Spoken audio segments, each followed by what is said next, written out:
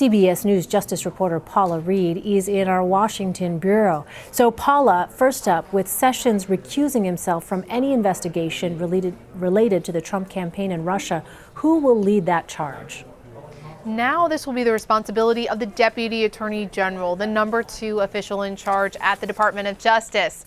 Now for a couple days, that's going to be a man named Dana Bente. He is the U.S. Attorney for the Eastern District of Virginia. He is currently the acting Deputy Attorney General. And then once the Trump administration confirms their Deputy Attorney General, it will fall to him. But the case stays with that office throughout the duration. So the Deputy Attorney General could decide that this is a criminal investigation, may or may not bring criminal charges. And if the Deputy Attorney General decides that there's a possible conflict of interest, they can also appoint a special prosecutor. Well, Paula, we just read that statement from President Trump. Why recuse himself now, even with total support from the president?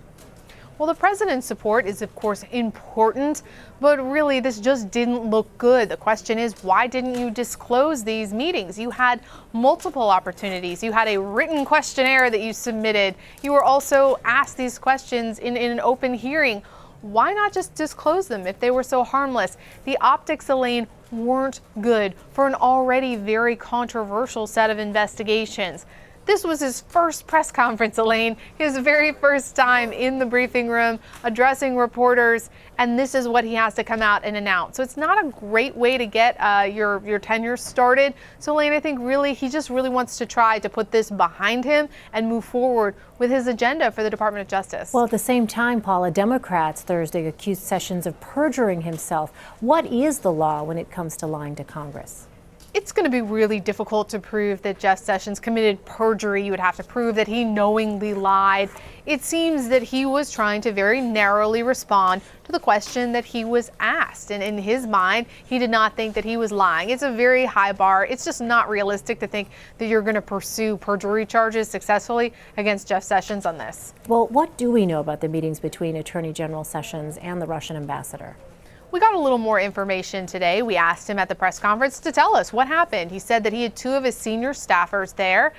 He said that they discussed all sorts of things, including the fact that Attorney General Sessions once went to Russia on a church trip.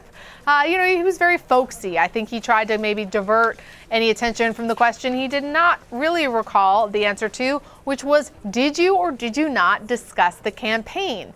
He said, I do not recall.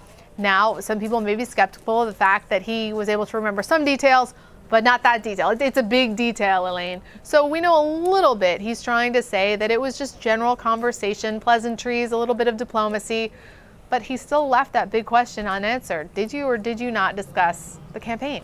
Meantime, Paula, the White House is now downplaying Jared Kushner's meeting with the Russian ambassador. Do we expect more to come out of that?